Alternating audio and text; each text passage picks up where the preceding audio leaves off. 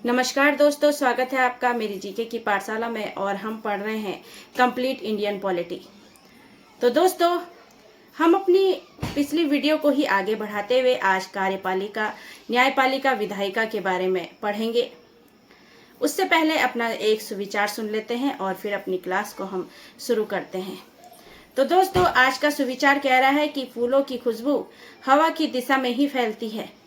फूलों की खुशबू हवा की दिशा में ही फैलती है, लेकिन एक व्यक्ति की अच्छाई चारों तरफ फैलती है। लेकिन एक व्यक्ति की अच्छाई चारों तरफ फैलती है। तो दोस्तों, अपनी आज की क्लास को हम शुरू करते हैं। कार्यपालिका, विधायिका और न्यायपालिका का वर्णन। हमने पढ़ा था कार्यपालिका के बारे में और क्या अध्ययन किया था कि जो दोस्तों कार्यपालिका होती है वो विधायिका के द्वारा बनाए हुए कानून को लागू करती है।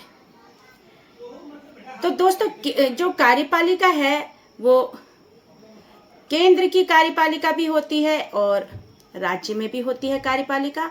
तो केंद्र की कार्यपालिका का प्रमुख जो होता है वो राष्ट्रपति होता है और राज्य की कार्यपालिका का प्रमुख राज्यपाल होता है। केंद्र की कार्यपालिका का प्रमुख राष्ट्रपति होता है और राज्य की कार्यपालिका का प्रमुख राज्यपाल होता है। अब दोस्तों, विधायिका के बारे में हम अध्ययन करेंगे। कार्यपालिका के बारे में तो हमने अपनी पिछली क्लास में पढ़ ही लिया था। तो दोस्तों, विधायिका जो है वो विधि बनाने का कार्य करती है, मतलब कानून बनाने का कार्य करती है। क्या करती है? विधि बनाने का कार्य करती है। और विधायिका भी केंद्र और राज्य दोनों स्तर पर विधि बनाने का कार्य करती है। ये भी हमने पढ़ा था अपनी पिछली क्लास में, है ना। तो केंद्र स्तर पर विधि बनाने का कार्य संसद करती है और केंद्र में कानून बनाने के लिए जो संसद होती है उसके भी दो अंग होते हैं, एक लोकसभा और एक राज्यसभा। जो केंद्र में जो संसद बनाती है कानून, तो संसद के भी दो अंग होते हैं, एक लोकसभा और दूसरी राज्यसभा होती है।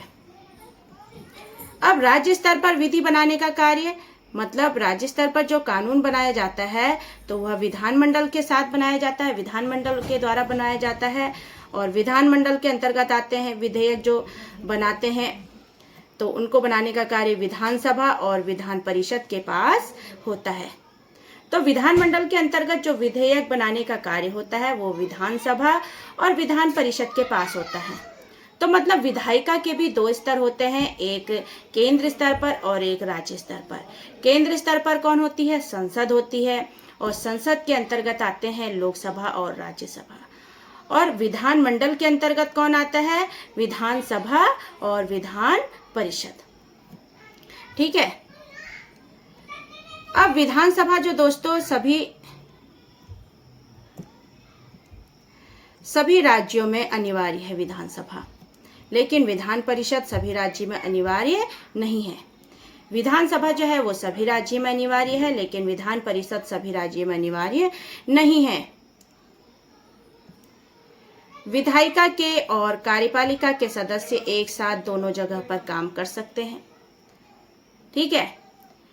अगर वह लोकसभा का सदस्य है तो वह विधायिका के सदस्य रहेंगे, और जब कोई विधेयक बनाना हो तब वह विधायिका के सदस्य रहते हैं, और जब उन्होंने कार्यपालिका में अपना कार्य करना है तो वह कार्यपालिका के सदस्य बन जाते हैं।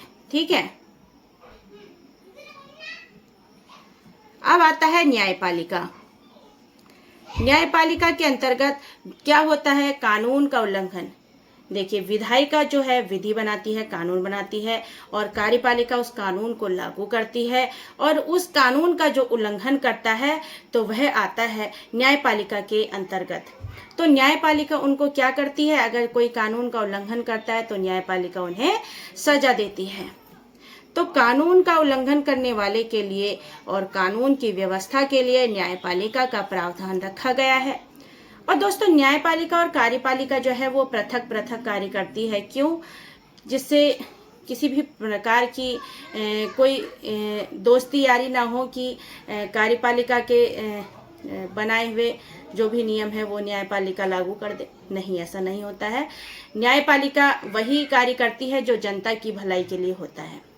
ठीक है, इसलिए न्यायपालिका जो है एकीकृत व्यवस्था है।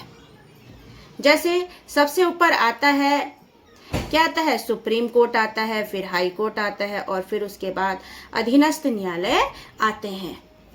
केंद्र स्तर पर सबसे बड़ा न्यायालय सुप्रीम कोर्ट होता है और राज्य स्तर पर सबसे बड़ा न्यायालय हाई कोर्ट होता है। केंद्र स्तर पर सुप्रीम कोर्ट होता है और राज्य स्तर पर हाई कोर्ट होता है।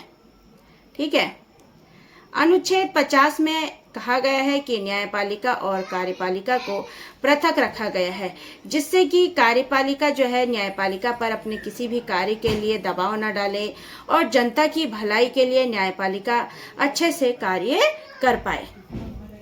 तो इस तरह के कार्य जो हैं इसमें होते हैं न्यायपालिका में, तो यह कार्यपालिका से अलग होती है। तो दोस्तों आप समझे कि क्या था कार्यपालिका, क्या था विधायिका, क्या था न्यायपालिका। तो इसी तरह दोस्तों क्वेश्चंस आ जाते हैं कि क्या होती है कार्यपालिका, उसके क्या कार्य होते हैं, विधायिका के क्या कार्य होते हैं, न्यायपालिका के क्या कार्य होते हैं। और जब आप उन्हें थोड़ा थोड़ा समझ जाते हैं तो बहुत से क्वेश्चन आप सही कर पाते हैं। तो दोस्तों यही थी हमारी आज की क्लास। आज थोड़ी छोटी है लेकिन इम्पोर्टेंट है। तो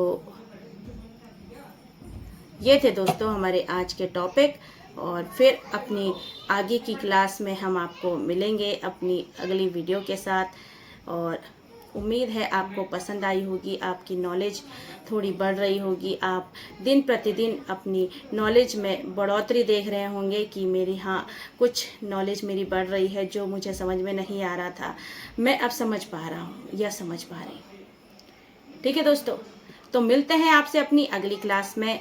तब तक के लिए अपना ध्यान रखें, स्वस्थ रहें, खुश रहें। Thank you.